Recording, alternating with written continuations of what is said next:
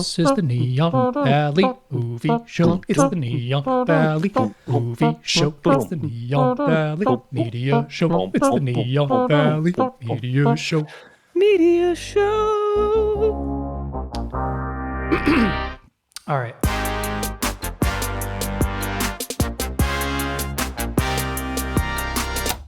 You were supposed to come in on the second bumpadum. You came in on the third bumpadum.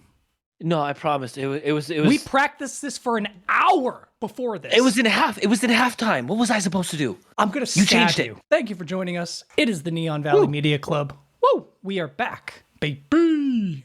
Better than ever. That's right. Last week, I'm still healing. That's true. I would say we're definitely not better. I think literally we're not better. I'm currently handicapped. Yeah. So. Yeah, isn't that a weird thing about healing where it's like you had to get worse to get better? Because technically, before you got the surgery, you were in less pain and more mobile. Yes. You got to hit rock bottom before you're here. All right. Oh, yeah. So, we're not going to talk about your leg. That was in the last episode.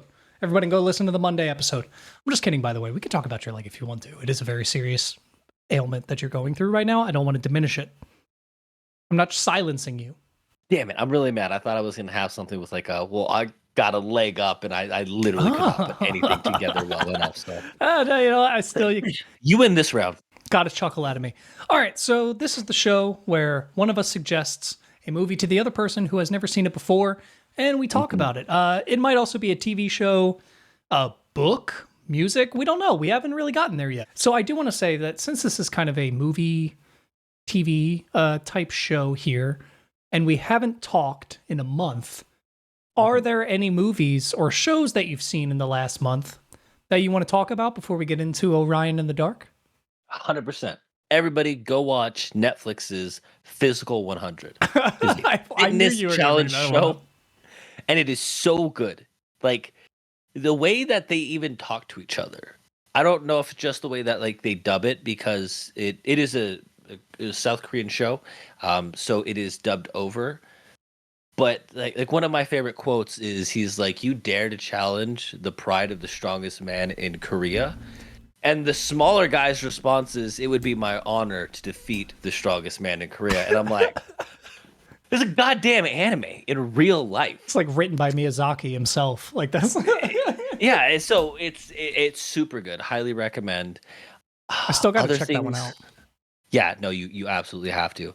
I watch all the Gordon Ramsay cooking shows. Right now it's Master Chef Junior as well as Next Level Chef, which Next Level Chef, I'm 1,000,000,000% sure was inspired by The Platform, a movie we watched very early on. You know what? You've talked about this show before. Yeah, it's like where they have the ingredients that go down the levels. Yeah, or whatever. So it starts at the top and it goes down. So all the top floors get to pick the best ingredients. And the losing team ends up on the bottom floor. The winning team gets to go to the top floor. It's been funny though. This season, I think for like the past like 8 episodes, like 8 or 9 episodes, the team that won next week they would lose and someone would be eliminated. Like even on the show, they were like, "This is like some top floor curse." Damn. Very interesting. I still haven't watched that one either. I'm not really super into cooking shows lately.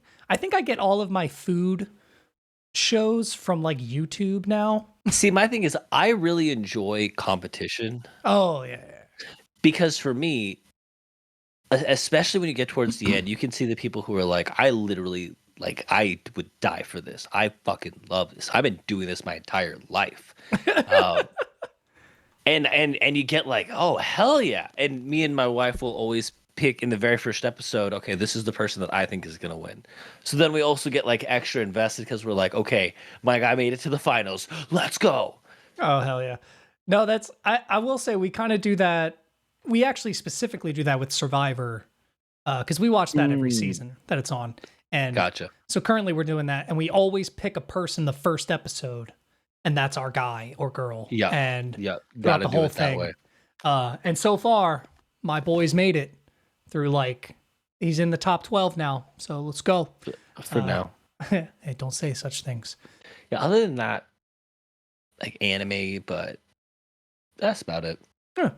I've watched a lot of movies recently, at least in the spread of time that we haven't talked. Because I mean, it's been like a month, over a month and a week or something. So I will say that within that time, I watched like all of the Oscar nominated films before those were awarded. Those were really good.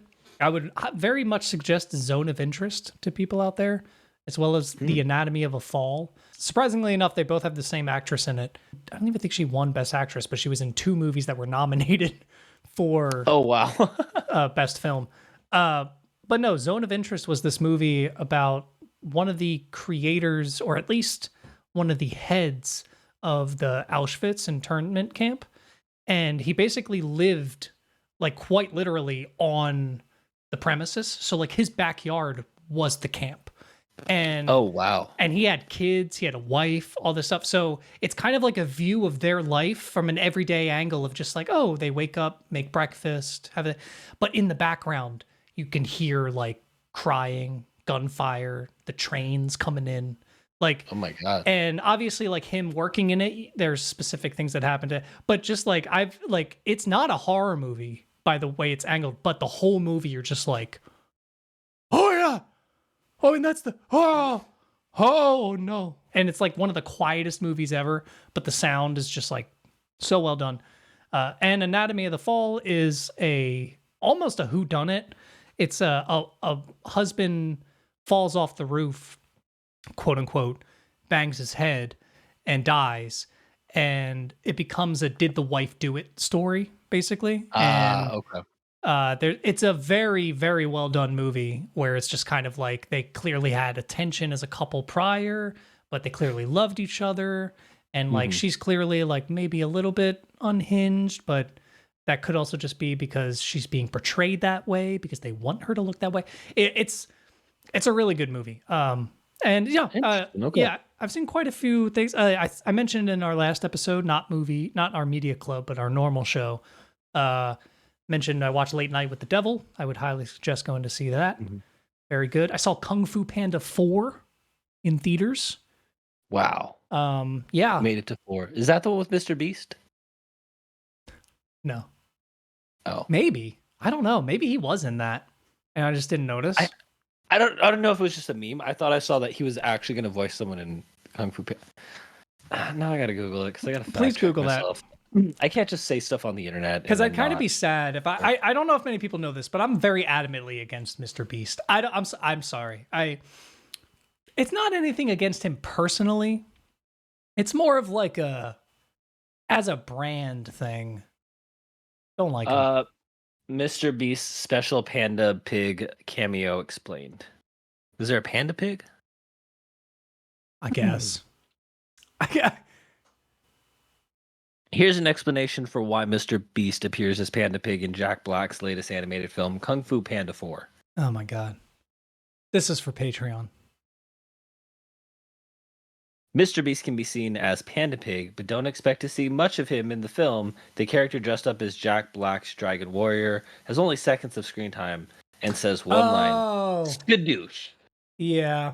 I know who it is now. I know exactly what character it is. Near the beginning of the movie, they're trying to pick who to replace as the Dragon Warrior, Jack Black's character. Oh, and there's like a lineup. One of the quick little like skadoosh. I think he like does like a little. Yep. Good. That's great. Good for him. Do we have a mystery solved counter? I feel like we should have a counter for all the mysteries we solve on the channel. That's a good idea. Yeah, I like that. Yeah, no, it was okay.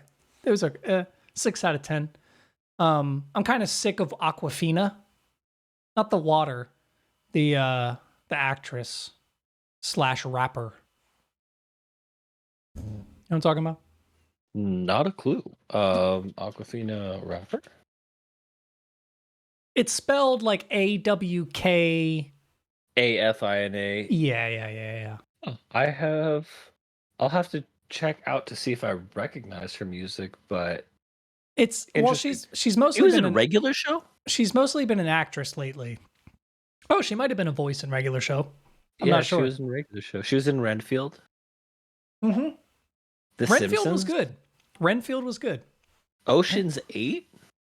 Yeah, Crazy Rich Asians, If, Jumanji. Yeah, she's been in a lot. That's what I'm saying. I'm sick of it. A Bug's Life? Okay, well now you're just making stuff up. No, Okay, it actually says A Real Bug's Life. Okay, but she was in the 2020 SpongeBob movie. So thank you for coming to our podcast on Aquafina. Hey, thank you, Aquafina. Thanks for watching. That'd be so weird if she responded to that. No, beyond that, I would suggest watching this past year's Oscar films. They were actually good, except for Maestro. That's another one I watched. It's Bradley Cooper's movie. I love Bradley Cooper, but that was not it, man. He plays like a conductor. It's weird. It's like this movie should have been made for me. It's about like a guy's music career and his struggle from a 20-something-year-old, and then he becomes like a famous conductor and he has this big moment. That's just so boring. I just didn't give a shit. Bradley Cooper did this thing where he put on a prosthetic nose to make it bigger, to make him not look like himself, to make him look more like the guy, because it's based on a true story. That's the other thing. Gotcha. Okay. I should make that clear. But the problem is that the nose is bigger than the guy's actual nose, and he's Jewish. So, well, probably not intentional. Still not a good look. No, not great. Yeah, don't see that movie. Don't see Maestro. It was bad. Didn't get any awards, but nominated for every single thing. It was hilarious. You just got to see Bradley Cooper sitting there, and he knew too. He's just like, I'm not fucking gonna. Anyway, we are here to talk about a movie that I suggested last week, Mitchell. Yes. Last week. Yikes. Ooh. We watched Orion and the Dark. It is a Netflix. I was going to say special, but I don't think it's technically a Netflix special. No, Netflix film. I've watched a lot of stand-ups recently. Let's not disrespect the animated features, okay?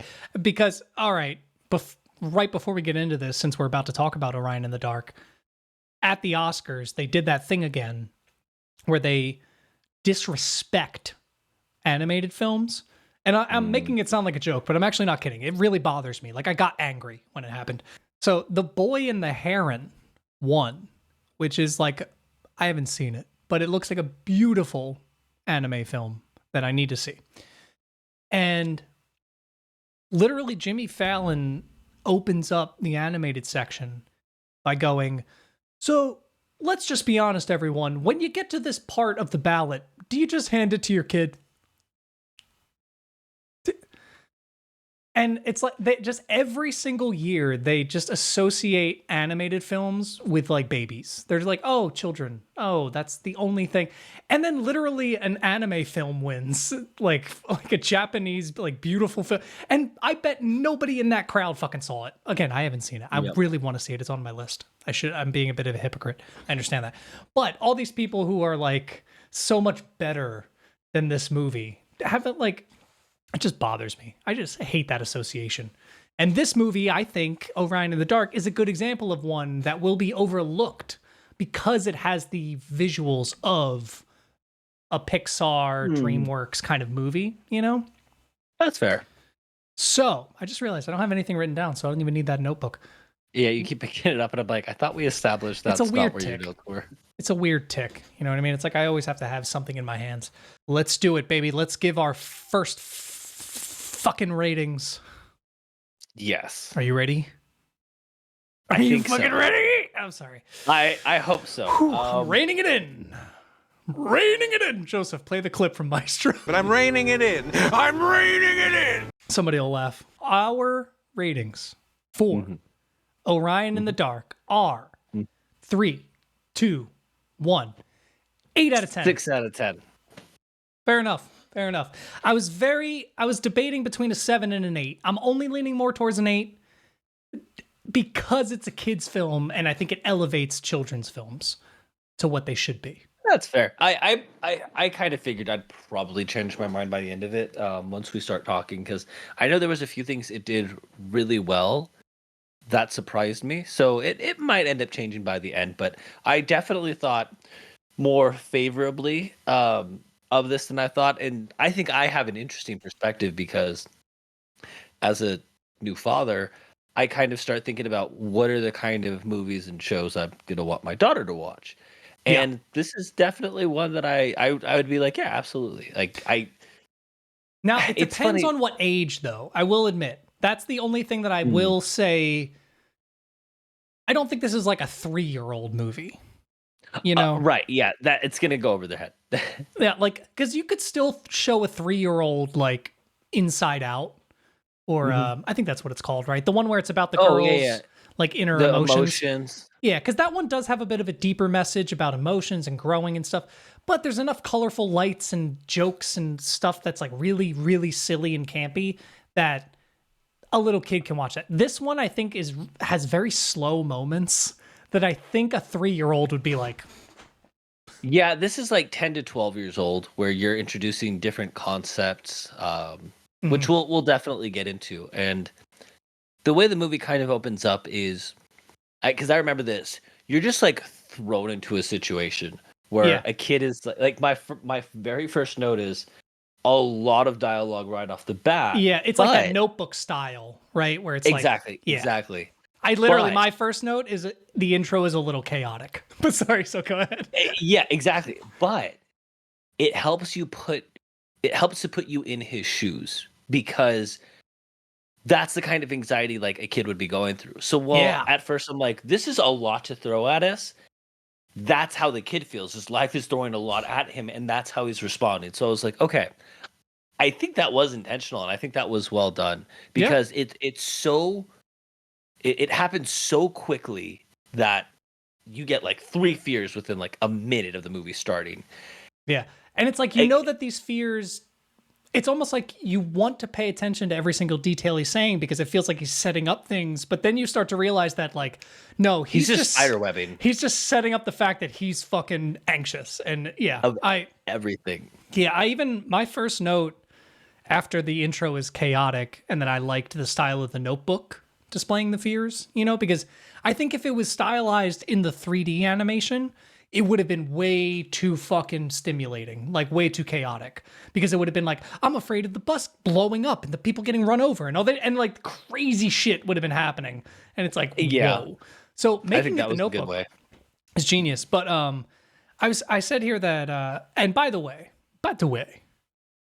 we watched this about a month ago. So we will be reviewing our notes as if we're rereading them for the first time in a month. This might sound like two guys who are trying to figure out the story of a movie just based on somebody else's notes, and that's because it is. We just are the ones who also took the notes. No, listen, I remember the story. I'm still good on the movie. Some of my notes, I'm like, oh, I don't remember writing this. Like, but it was like my third time watching it. So I understand that for you, it's kind of like, oh, we need to go over what happened. Because a lot does happen in this movie. So, okay. Yeah, there's a lot. I did just say that I love his, I'll read, I guess, what I wrote here. I love his self-awareness, but also lack of understanding of why he feels that way. Like, he knows he's anxious, but can't control it or explain why, which is how it feels when you have an anxiety disorder. That's why feel the fear and do it anyway is great advice, but he's so avoidant of it. Because, yeah, his dad and his parents always say, feel the fear and do it anyway. And he's like, that's dumb. That'll get me killed. And it's like, it's like he's right, but he needs to control that anxiety and understand what that phrase actually means. It's just from the get-go, I feel like it's very smart because it has that scene where he's like watching a child's movie. Yeah, that's right. And I think he has the quote, I wrote down his quote here, says, recyclable items do not have eyes or personalities. They do not go on adventures. I don't appreciate being condescended to. I think the writing in this movie was definitely really good. I like the way that the character interacted with other characters that we'll get into. There's one, because he says then, like, the thing I'm like most afraid of is the dark, and it's funny because there's a great, I don't know if it's like necessarily philosophical, but nobody's afraid of being alone in the dark. Everyone says, oh, I'm afraid of being alone in the dark. No, you're not. You're afraid that you're not alone in the dark. Oh. Like, if you think about it, you want to be alone in the dark. If you're not alone in the dark, then something is in the dark with you. That's interesting. That's such an interesting way of looking at it because, like, I think this movie even kind of raises that question of the difference of like that darkness and then like nothing. Because I think that's where my fear comes from. It's not necessarily that something is with me in the dark. It's that when I'm in the dark, nothing exists. Like I am in nothing. You know what I mean? Like, That's a crazy concept. yeah, like because I was never really afraid of like monsters in the dark. It was just that darkness made me feel like I have no sense of reality. Like there is nothing. Wow. I was just afraid of the monsters. And to be fair, he says like, I'm afraid of nothing because nothing is perhaps the one unimaginable thing.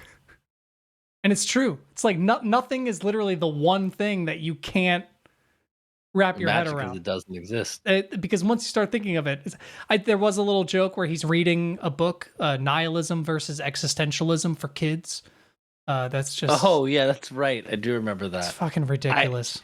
Again, the movie does a good job of, I think, adding those additional elements where like an older kid or a parent and adult will look at that and be like, all right, that's funny. Yeah, but it's not like substantial to the story. It's not like a little kid needs to recognize that book. It's like a funny little jab. An example I'll give that's similar is in the original X-Men series from the 90s in the cartoons, Beast at the beginning is reading Animal Farm. And these guards come up and they're like, look at the Beast reading the book about the animals. That's so cute. Is there pictures in there? And then Beast just kind of like laughs. But they don't say anything. They don't say like, did you know Animal Farm is actually about... Like, they don't make that reference. They just let the person who is watching it... If you're a kid, you probably don't really get it, but maybe you'll look it up later. But for an adult who's watching it along with their kids, you're like, oh, that's a funny little reference there. I like that. Yeah. And I think that's what this movie does really well. I think it's a gateway movie, in my opinion, to like philosophy and like film, in my opinion, because it has a lot of references to directors and different things that I think if you're a kid who's like me, like if this had come out when I was 12 or 13, oh man, I would have been like obsessed. I would have been like looking into all the things it referenced and like it would have opened all these doorways to like all the, so it starts off with that kind of chaotic intro. And then as it comes out, it's him at school and he's trying to approach the girl he likes. And he was saying how like one of his biggest fears is just talking to this girl. And it does have that sense of it almost being like a little creepy. But again, because you know that it's like, you've been there, like an innocent kid who has a crush and where he's just kind of like talking to her from a distance. But he's like, hey, so what are you having for lunch? Oh, I have tuna or something like that. Like, because wasn't he like working up the ability to have a conversation? So he was like talking to himself, but then she heard, and that's when he was like, oh shit, I got pulled into the real conversation. Yeah, or it was something along the lines of like, I think that whole intro was like this chaotic thing of him building it up all to get the confidence to talk to her.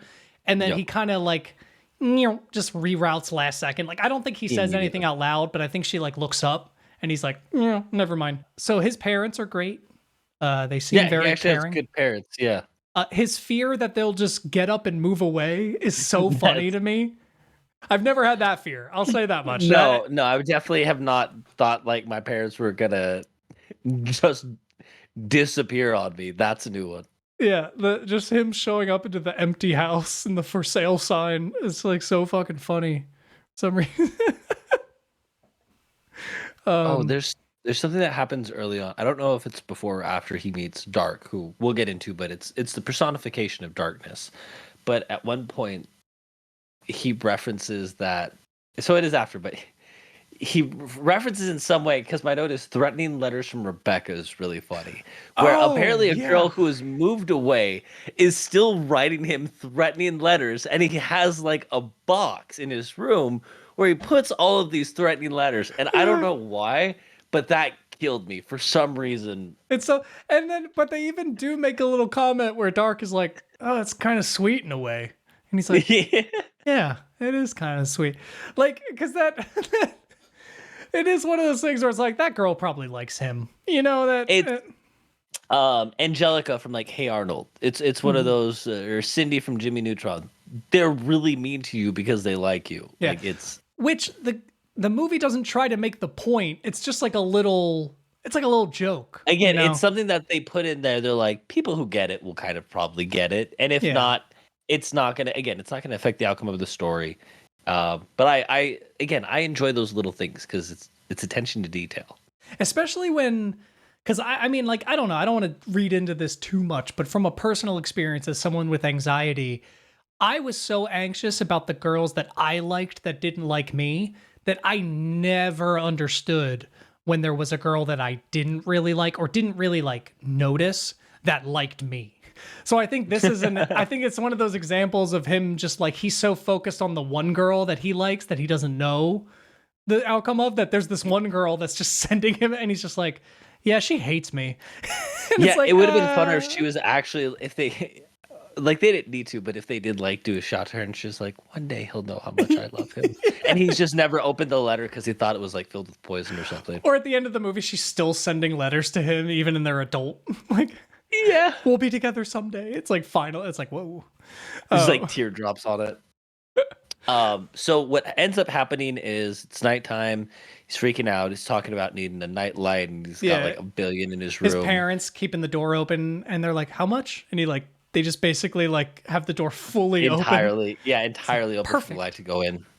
But a giant shadow figure appears, and I think he like comes from the closet or something like that. And pretty much he explains that he is the personification of darkness, that every night he hears this kid, I don't remember what was his name. Orion? Orion. Oh, I don't know why I was thinking say Oliver.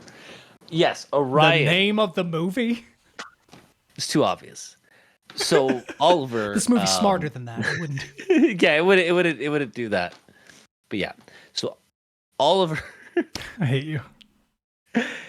Is always crying every night about how terrified he is of the dark, and Dark's like, do you know how hurtful that is? Like to have somebody who like not just like everybody does it, but like you are like the loudest about it. He points out he's the most afraid of the dark. Yeah, he's like the most number one. And so he's like, I have this movie to show you that I think will help like ease your anxiety. And so here's the thing, Tyler. I remember loving the movie, like it being hilarious. I can't for the life of me remember, but my only note is such a boys club. What? I don't know what it's referencing. From the short film that he showed? But like I think I was referencing something that was said or also referenced. Probably. Yeah, I can't I can't remember what the fucking movie was. That's hilarious. Okay, so my turning point for this movie was actually when Dark showed him the short film of like his existence. He's like, oh, well, let me try to explain it to you. And the reason it hooked me, because I wasn't quite sure yet. Me and Audrey put this on and I was like, this sounds familiar, but like, I feel like it's just going to be a dumb DreamWorks style Pixar movie that's not that great, whatever. But then I heard the voice where it's this guy who's like, dark is the everlasting. And then like, I was like, oh wait, hold on a second. That's Werner Herzog. And it's this documentary director who just goes on, he's the most ridiculous man in the world. He has ridiculous opinions and his documentaries are insane. And his voice is so distinctive. And I think I've even made this reference on this podcast before, but he has like a moment where he's talking about Winnie the Pooh in one of his documentaries or features or something. And he's like, with characters like Tigger and Eeyore. And it's the way he says Eeyore that fucking kills me. But either way, when his voice popped up in this movie, I was like, what? Hold on a second. And then I remembered that I had heard there was a children's movie that was written by Charlie Kaufman that was being pushed through and it was taking a while to be made. And I guess this is that movie. And Charlie Kaufman is the writer of Eternal Sunshine of the Spotless Mind, the movie with Jim Carrey that we watched a few weeks ago. What? Yes. So now it apparently was rewritten over a few times because they felt like his concept was too dark and like too like heavy for children. Gotcha. Yeah. Now that one will never see the light of day, and I don't think anybody has a copy of it. Ironic. Yeah, all right. So immediately I was like, oh, I'm in. I was like, I think this might be a lot better than I expected. And I think it was. So Dark basically offers him to come along with him for 24 hours. Well, he doesn't admit it's 24 hours yet, but he says, come along with me for the night and you'll see that it's not that scary. You know, Yep.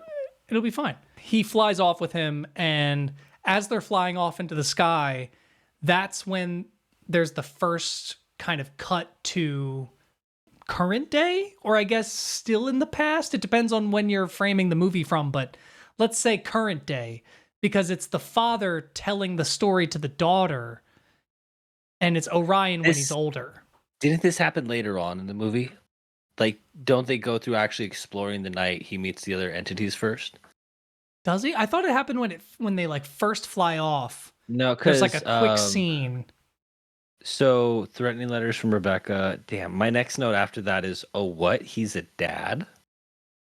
So yeah, then it must have been right after that, because they're talking in the room for a second. He convinces them to fly off, and they fly off, and then it's only for a minute. It's a shorter kind of connection. You just get the setup that this is Orion telling the story as a bedtime story to his daughter, because she's like, I know what you're doing. And he's like, what? It's like, I know what you're doing. You know that I'm afraid of the dark, so you're trying to tell me a story about how you overcame your fear of the dark so that by the end of it, I'll overcome mine.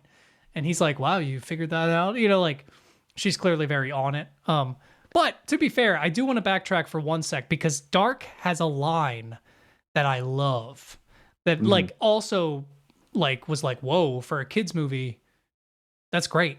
And it's when Dark is getting very like existential, surprisingly, and he's like getting like, it's like, kids don't like me, nobody likes me, like everybody thinks I'm shit, you know, basically. And he sounds like Seth Rogen a little bit. I thought it was Seth Rogen when it first started. He's got that deep raspy voice. Yeah. But he says, some people think I'm nothing.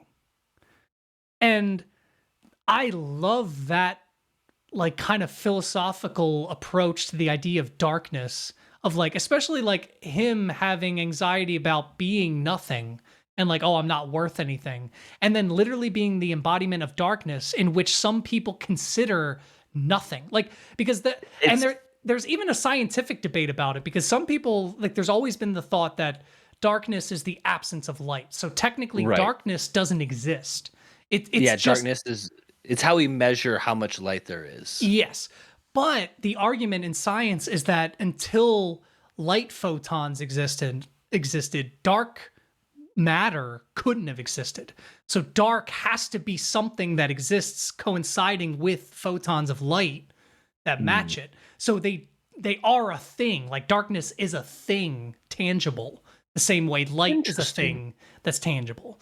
And I just thought that was really interesting, because this movie, like, I don't know, there's something about that line, like, some people think I'm nothing. It's like very like, it doesn't have to be that deep. Yeah. But it kind of is. It kind of is. How did you feel about the other entities once we're kind of introduced to them? So I did have a question. I wrote down, which entity is responsible for my CPAP? Probably the one that was suffocating the person. Yeah. Or I'm not gonna lie. I was straight up like, the pillow suffocation killed me and the guy. And then that's magic chloroform, right? Yeah. Magic. I was just like, you guys made a chloroform joke in this movie? I read a review that was 1 out of 5 stars or something on IMDb that was like, I turned it off the second that the sleep character started murdering people on screen. They literally pulled out a hammer and they were going to hit a baby. I'm not going to let my child watch that. And I was like, did you watch Tom and Jerry growing up? Like, that's, what are you talking about? Because you actually saw them get hit by, yeah. That was hilarious. Those jokes were great. Like, and I like his anxiety towards it. And again, I think it's supposed to more reflect his view of falling asleep. It's not literally what sleep does to get people asleep. This is and that's my favorite part about this movie. This whole movie is the dad making up a story. It's not an actual lore based thing. Does that make sense? Is that what bothered you? This is what I love. This is where I'm going to tear into it. No, actually, okay. It's super funny. As I was watching it and I saw the entities, and my brain started to do the thing where it's like, how do the entities work in that? Me too. Like how? But they're not as well set up as something like Inside Out, like the emotions and stuff. Yeah. But I think because the way the movie is structured is it's a story being told on the fly. That's what I would expect. Like it became the thing that I don't like.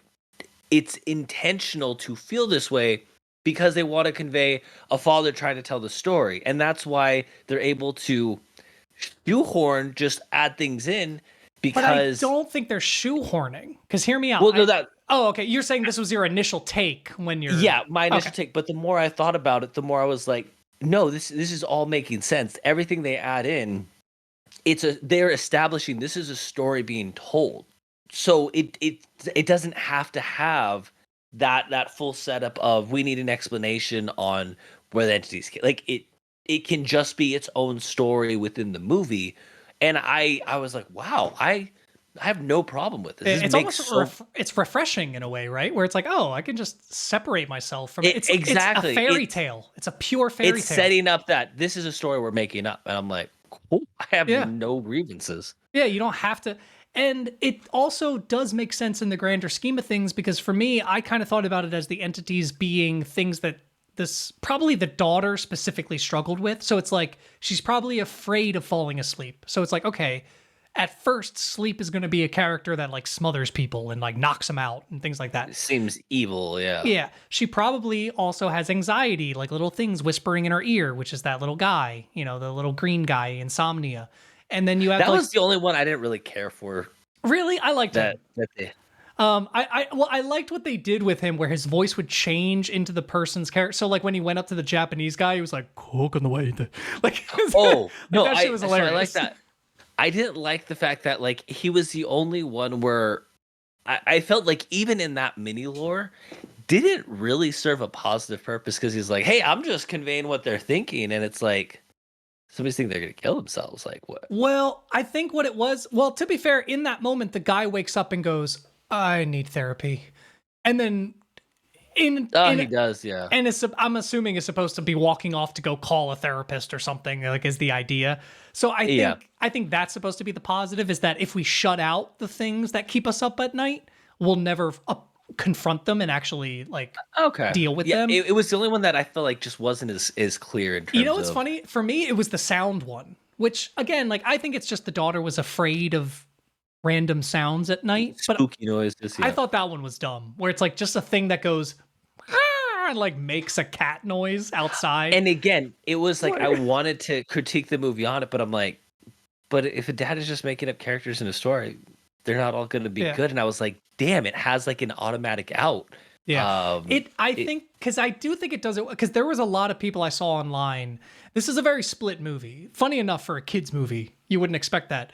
But this does seem to be like one of those split movies where it's either like 7 to 10 out of 10 or like 2 and 1 out of 10. Like there's no real in between because a lot of the people did not like that turn of events where it's like, oh, well, they didn't have any agency in the story. And I'm sure like these are a lot of people who I assume love like Marvel and things like that, where it's like are very obsessed with that kind of like linear storytelling. Like I need lore, like FNAF and Minecraft, like not Minecraft, but you know what I mean? This is not that. No, this is something. This is to convey a message, a story. And I think I don't even think the message of this story is the fear of the dark. The message of this story, in my opinion, is the beauty of storytelling through generations. This movie almost has nothing to do with dark and the fear of dark. It's literally like I was shedding a tear in the final moments. Fuck it, spoilers. When it's revealed in the final moments that now we're getting the story from the daughter's perspective telling it to her son. And he's coming up with his own little endings about what he thinks should happen. Like that fucking, I was tearing up because I was like, this is what I love about art and creativity. That it's just, it inspires the next generation. It creates love and compassion between generations. And all this like nitpicking that people have about lore and shit, I realized is like, oh, we're losing that sense of like fairy tale because everyone goes, well, does that make sense? And it's like, shut up. All right, I'm telling you a story before bed. Shut up. You know, like I don't know. No, and again, as a new father, as somebody who's like, I'm super excited to tell my daughter stories. Like me thinking, like, oh, maybe she'll want to add something into the story. Again, it felt like, because the first second I'm like, they're just throwing stuff in, but before they really announced it, I was like, wait, I bet that's her son. Yeah. And again, I was like, damn. Like near the end. Yeah. Yeah, I was like, I really like this concept, even though, again, if you were to tell me, yeah, the movie's going to start with someone being afraid of darkness, and then there's going to be time travel, and then there's going to be like future monsters, I'd be like, the fuck are you talking about? It's like 3 different movies. But again, it's to your point, the generational storytelling that maybe the story that she had told him initially was the story her dad had told. She added her part. Exactly. He gets to add his part, and it's again something that I can absolutely relate to. But again, it doesn't create the need for it has to be this everything ties in super neatly. It's a story that just gets to evolve, and that's a super beautiful thing. Yeah, in a way, it's kind of like Eternal Sunshine. Like none of the plot points within his dreams make sense, or like but that's not the point of what you're watching. You know, it's about only the compassion. There's only one part of the movie where I'm like, that's really dumb. Like this is the dumbest part. No, I'm totally on board with some of these opinions. I am. Darkness is trapped in the locker. Darkness is able to reach his arm out of the locker to do the combination. But Darkness can't get out of the locker? I don't even remember what this part... Oh, when they're being chased by the bully? Yeah, the bully, Darkness gets thrown in the locker with like the other entities. That. And then I'm like, wait. He can get into houses in every other nook and cranny. Now, and then to be fair, he can reach his arm out of the locker. Like through the small slit. Was he in the locker with other people? The other entities, but not the boy. The other entities that have the same abilities to get into people's homes every single night. Yeah, you're right. Yeah, you're right. None of them were able to get out of a locker that he got his arm out of. Now, I guess the only thing... Wait, let's just make sure your mic is still working, because sometimes... Hello. Okay, yeah, because sometimes when you hit it like that, we won't know. But no, in defense of that is in one part where they're in that person's dream, where Orion is kind of like controlling it against him. So like anything in the worst possible scenario. So maybe like, you know what I mean? Where it's like Orion wasn't allowing him to help them. Like, I don't know. You're giving him too much credit. I'm just saying. Like, no, but I do. I know what you mean. I love this movie. I'm sorry. I do. I do have some issues with it though. Like I think some of it is kind of silly. Like I did think the entities were silly. Like I said, even if they are meant to be representations of the daughter's fears and things like that, that's very nuanced. So I can understand that from like a person just watching this on a surface level thing, it's like, what do these entities have to do with each other? You know, like insomnia, random noises, sleep itself, literally sleep, good dreams. And then dark. It's like, what? Like, where's nightmares? Where, like, they don't really have... Poor sleep paralysis demon. Yeah, like, they don't really make sense of all of the other things that would tie into these very random things. But again, I think it makes sense with that, like, the character. Another note I did have was... And this is less to do with the movie, but something I just think is an interesting topic that still makes sense for this. Is the fact that dreams are so powerful that people have made scientific discoveries like in their dreams. Like they dreamt about doing equations or philosophical topics. Real life went out and actually like studied and like found out that, oh, this thing that I researched in my dream as like who Has is some there was a fact. really famous one. A scientist discovered equation in dream. Wait, I'm sorry. It's so funny. While you're looking that up, I apparently I have a note about 6 notes later that says they even somehow make sense of insomnia, which seems like a pointless character because they show one guy walking off to get therapy, which is a net positive in his life. So apparently I already had a response written for what, Wow. wow, that's interesting. This guy. Srinivasa Ramahuan had negligible formal training in mathematics. He died tragically at a young age, 32. In his short lifetime, he produced almost 4,000 proofs, identities, conjecture, and equations in pure math. Said that a Hindu goddess would appear in his dreams showing him mathematical proofs, which he would write down when he awoke. He was described, and then he just goes into describe like what his dreams were like. And again, it could be that he had an understanding of math, and in his dream, he was able to make connections, and then other things that he attributed to his life, that's how it was displayed. He But sees even them as I'll say, religious. I'm interested to see if you've had this experience. I've had dreams where I'm working on songs that I've never worked on before, and like I've had dreams where I've freestyled. I've had dreams where I performed. One of my favorite dreams is I performed with E40 and I freestyled the whole thing. It was amazing. Oh wow. But Yeah. have you ever had dreams where like you were actively making music and then you're like, oh, I need to create this? Music, yeah. Oh yeah, for sure.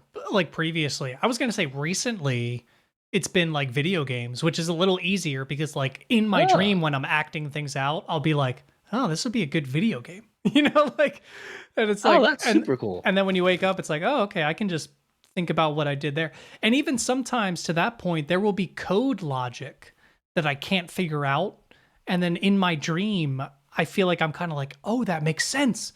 And then when I wake up and come back to it, I don't see it as like a premonition. I just see it as, like you were saying, I'm already thinking about it. It's how my brain is processing. So in my dream, I come to that conclusion. But I could see how someone would see that type of thing as like a godsend, you know? Like visions, yeah. There was one other thing in the movie I noticed that I didn't know if was going to play some more of a part.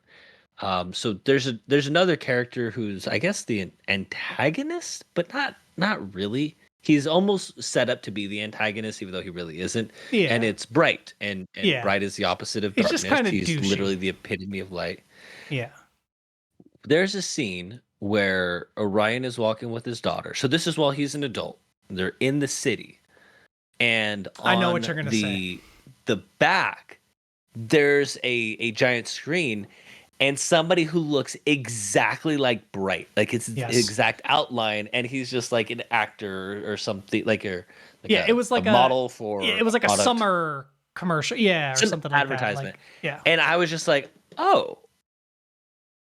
And it was weird because I'm like, my brain, I feel like, wants to do something with that information. Like, so much FNAF has been like, wait a minute, is he in a coma? Is this all happening like in it? But I think the advertisement had something to do with like sunscreen. I think that's what it was. It was like a sunscreen, Yeah, it was bright, yeah, that's like right. sunny. So that's what her brain associates with sun. So when he's telling this story, she had to picture a sun character. So this is an advertisement she's seen and grown up with. That's what she pictured as. Like, it actually works within even if it's not like some deeper lore of like, oh, well, that's the guy who did that. It's still its own reference within the story, yeah. It actually works with it. Yeah, because I noticed that exact thing the first time. I was like, hey, that's the Bright character. I was like, wait, is he? But yeah, my film theory of FNAF game brain was just like, wait a minute. Is he yellow guy? Who's golden body? The yellow He's guy. golden body. Matt. I did like, he has to come back for this. I did like, there was a quote when they're looking at the stars and they're looking at Orion's belt. And he's like, oh, I guess that's what I'm named I do after remember or whatever. this. And I like that he says, I guess it looks like a belt. And then Dark says, I think it looks like a robot waiting for a hug. And I think that's a funny joke, like, because it's just a silly like animation they show of like a robot.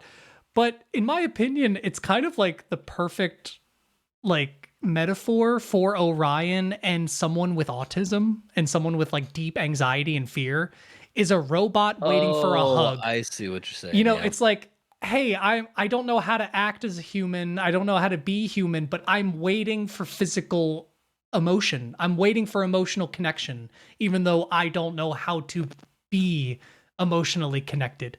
That feels like a Kaufman line. You're wrong, but no, I'm just kidding. That's fair. Other than that, I did like how the daughter called out things in the story where she's like, "Dad, that doesn't make sense."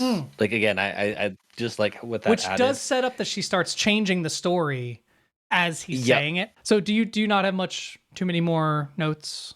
No, last note is I really like the full circle of the parents telling stories to their kids.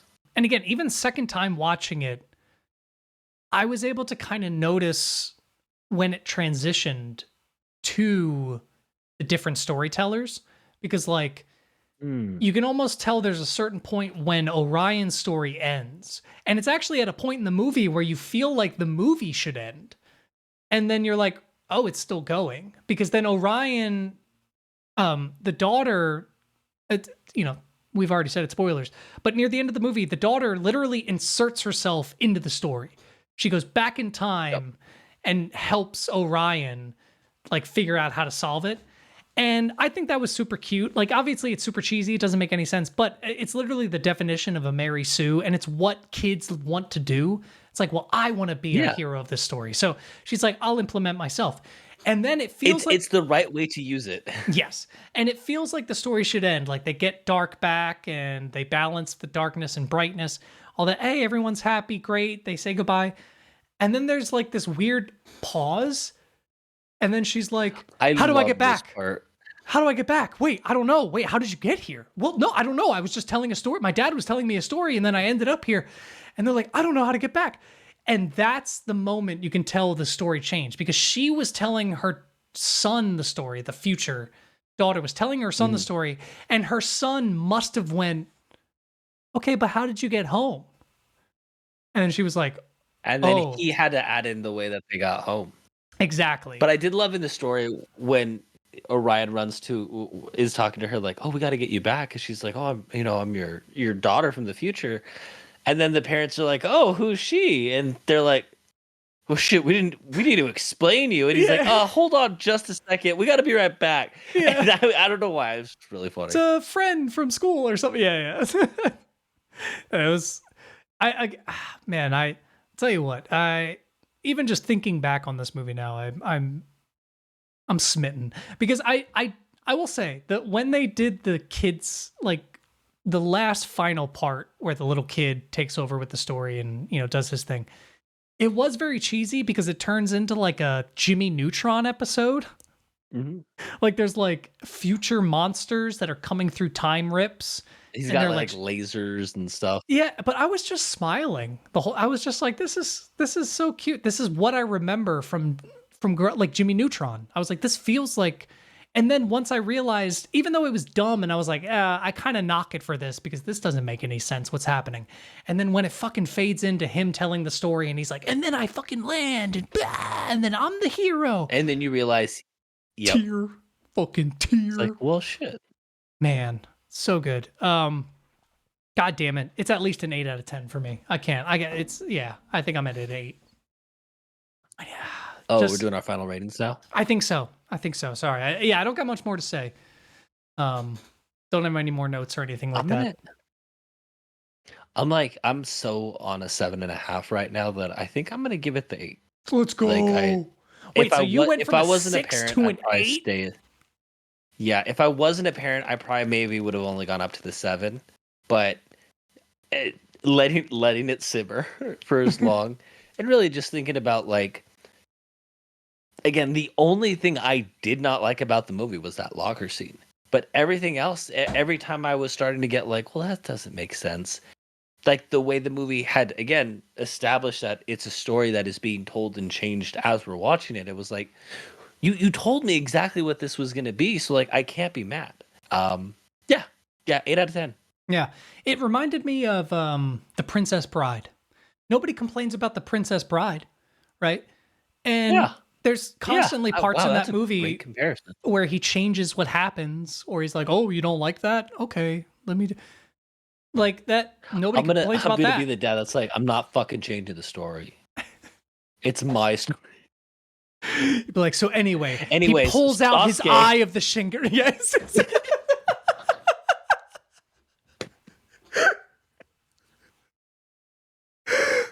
Blood flying everywhere.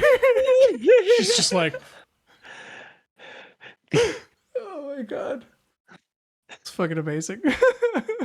and then George Bush said, "Now watch me hit this golf swing." All right, so Oh wow, yeah, yeah, good movie. good times. I was surprised. Thank you for indulging me. I think I know it's a kids movie, but I was so taken aback by like how the references and the things. I felt like this is what kids should be watching because it's just enough goofy and silliness and just enough like make you thinkiness, you know? Good philosophical questions, funny characters. Haha, funny Papa Seth Rogen voice, Papa John's. All right, so it is your turn to suggest a form of media. So I'm kind of split because I kind of want to I've already seen introduce like maybe. Damn, that was a weird fucking. Did we see that together? No, I saw that with the girlfriend I had at the time. That was a weird movie. Yeah, I think I want to. I don't know if this is part of the rules. Can I recommend an album? I was waiting Like for a this to music happen. album? I was waiting for this to happen. I'm down. Okay, Because at least to try it. If it doesn't work, Honestly, it's less than the length of a movie, so we really don't have an excuse to sit down and listen to an album in the same way we this would one, sit down and watch a movie. I'll say the album I'm recommending. I think it's 17 songs. There's no skits on it. It's a little bit longer, but like there's a reason I'm recommending it. But Even then, okay, cool. So we're gonna do that. We're even gonna then, try even if out. they're 3 to 4 minutes long, that's an hour and a half. You know what I mean? Yeah, like no, I'm down. Yeah. Okay, Yeah. cool. And I'll also send it in the chat, but it's gonna be "Not Now, I'm Busy" by Joyner Lucas. Not now. I'm busy. Joiner. Okay. And Yeah. I think like the format that I'm gonna do for this, right? Because this is gonna be newer. Is I'm gonna sit down and I don't know if it's gonna be like. I know I'm gonna probably like have bars that I highlight in terms of this bar was insane, but I think it'll be probably more just talking overall about maybe go through like each song or more of the major songs and then talking about the album as a whole, what we think albums used to be, what we feel they are now. Oh, so it's a new one. Yeah, it'll be a fun Okay. experiment. I Yeah, wasn't sure if it this was- okay. dropped like within the past 2 weeks, I think. Oh, perfect. All right, good. So we'll get them clicks. All right, I see what you're doing. All right. No, I'm just kidding. Your boy's looking out. No, yeah, I'm totally down. Especially ever since we've done our top 5 war songs of all time, I've been down to get into some more music stuff lately. I feel like we have some strong opinions about music that we can get into. So, yeah, absolutely. I will open my notebook, throw this bad boy on. Yeah, it's only an hour long. That's if we can commit ourselves to a movie and take notes, we have no excuse not to be able to do this. So, Especially, all right. Yeah. Wow, this is special. Special. All right, guys, next episode, we're going to be talking about Joyner Lucas's Not Now I'm Busy, our first album review. Oh, so excited. I'm super excited for that. This might be the beginning of a new era. Who knows? Oh, raw. Because I have had some albums in mind myself. Like, I want to visit some classics that I haven't listened to from front to back, like some Tupac albums or things like that I know I haven't listened to from beginning to end. Yeah, but like, or make you listen to like Green Day's American Idiot from start to finish, the rock opera. Yeah. That could be fun. I've listened to, like, when Green Day came out, it was one of the few bands where I was like, oh. That could Some of actually these be songs. really fun But to go back to. Because that's album, literally every song leads into the next song. Like, they're all punk rock songs. I did like that. I did like the way they led into the next one. Yeah. But I definitely did not listen to the entire album. Like, there's probably like 3 or 4 songs that I'll distinctly remember. Yeah, I don't think I'll suggest that next week, but that'll be on the list. All right. So if you guys don't want to be spoiled for Joyner Lucas's Not Now, I'm Busy, make sure to watch it before next week's episode, and make sure to join our Reddit /Neon Valley Pod, as well as our Patreon. You can get little extra tidbits. There's quite a few from this episode I think we'll be posting. So Ghibli bits. yeah. Anything you want to shout out before we close out? You can catch me on stream on Twitch, Tsuku. Link will be below. And I'm going to be working on some new music here I'm very excited about. Right before I had gone into surgery, I know I was talking about new music's coming soon.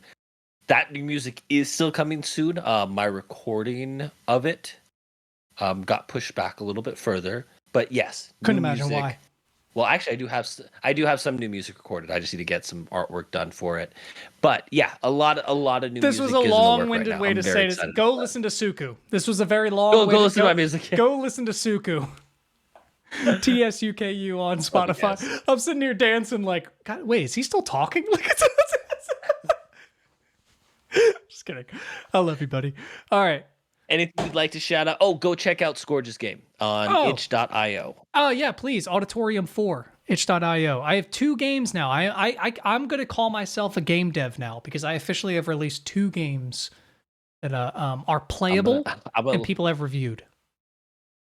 I just want to see somebody doing the Charlie meme where it's like, okay, so he's releasing Auditorium 4, but he's only made 2 games. But here's how I figured it out. He made a demo he sent to his friend, and that counts as a 3rd game with secret lore. All right. Anyway, thank you guys for watching. We'll see you in the next episode of the Neon Valley Media Club, and goodbye, everyone.